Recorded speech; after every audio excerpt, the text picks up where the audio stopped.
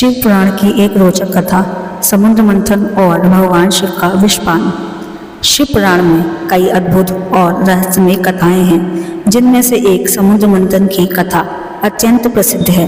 यह कथा देवताओं और असुरों द्वारा अमृत प्राप्त करने के लिए किए गए समुद्र मंथन से जुड़ी है। समुद्र मंथन के समय मंदराचल पर्वत को मथनी के रूप में और वासुकी नाग को रस्सी के रूप में उपयोग किया गया। इस मंथन में कई दिव्य वस्तुएं उत्पन्न हुई, जैसे माता लक्ष्मी, ऐरावत हाथी, रत्न और अंत में अमृत। लेकिन अमृत से पहले एक बहुत ही भयंकर विष निकला, जिसे कालकूट या हलाहल विष कहा गया। यह विष इतना प्रचंड था कि पूरे संसार को नष्ट करने की क्षमता रखता था।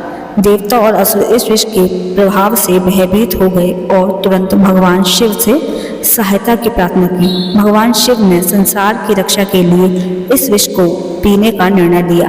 उन्होंने विष का सेवन किया, लेकिन उसे अपने गले में ही रोक लिया ताकि वह उनके शरीर में ना फैल सके। विष के प्रभाव से उनका गला नीला पड़ गया और तभी से वे नीलकंठ के नाम से प्रसिद्ध हुई। भगवान शिव के इस त्याग और संसार की रक्षा के इस कार्य में उन्हें महादेव के रूप में और भी अधिक पूजनीय बना दिया।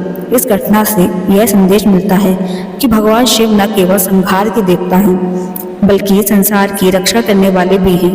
उनकी सहनशीलता और त्याग की यह कथा हमें यह सिखाती है कि दूसरों की भलाई के लिए स्वयं को कष्ट सहने के लिए तैयार रहना चाहिए। समुद्र मंथन की यह कथा शिव पुराण की प्रमुख कहानियों में से एक है और भगवान शिव के अद्वितीय स्वरूप को प्रदर्शित करती है। उनके द्वारा विषपान का यह प्रसंग उनके अपार धैर्य, करुणा और संसार की रक्षा के प्रति उनकी गहन प्रतिबद्धता का प्रतीक है।